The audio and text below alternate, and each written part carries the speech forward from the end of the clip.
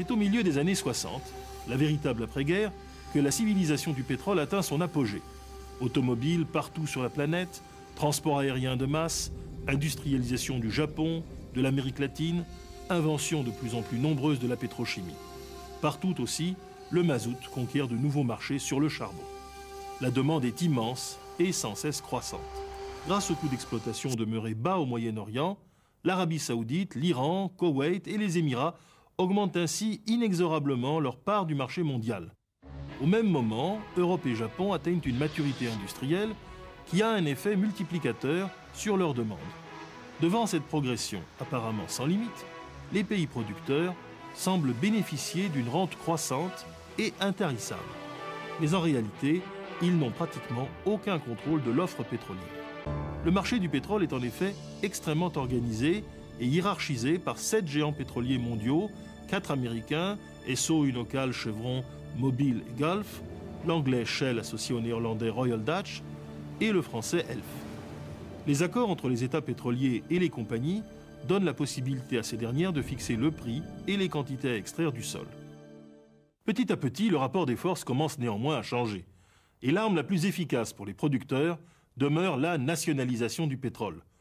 C'est la constitution d'un front commun des grands pays exportateurs qui, face au cartel des 7 sœurs, s'associent dans un contre-cartel, l'Organisation des pays exportateurs de pétrole, ou OPEP, née dès 1960. Koweït, mercredi 17 octobre 1973.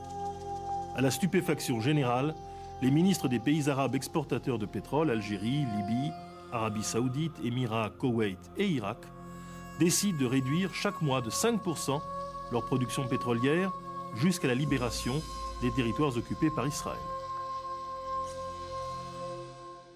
Cette sanction intervient 11 jours après le déclenchement de la guerre du Kippour. Elle vise à soutenir les Égyptiens et les Syriens qui subissent alors durement la contre-offensive israélienne. En l'espace de 24 heures, le prix du baril de pétrole passe de 3 à 5,12 $.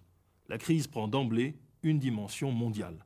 Il s'agit du plus grand événement économique depuis le krach de Wall Street de 1929.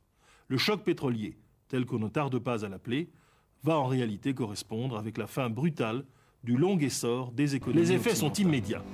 Dans un premier temps, une véritable panique s'empare des consommateurs, surtout aux États-Unis. Certes, la crise va faire quelques heureux. Les compagnies pétrolières présentes hors OPEP peuvent engager de nouveaux investissements pour prospecter.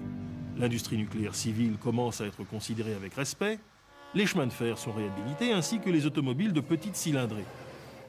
Mais à court terme, il n'y a aucun moyen d'atténuer le choc initial. Le triplement du prix du brut est une addition qu'il faut régler tout de suite. Elle sera partagée entre les profits des entreprises, les impôts et l'inflation, qui explosant partout est le résultat de la brusque augmentation globale des moyens de paiement en dollars, sans augmentation parallèle de la richesse produite. On assiste ainsi, en Europe notamment, à un phénomène entièrement nouveau, la stagflation, où l'économie réelle stagne ou recule au même moment où la hausse des prix s'emballe. Le choc pétrolier bloque les économies occidentales pour plusieurs années.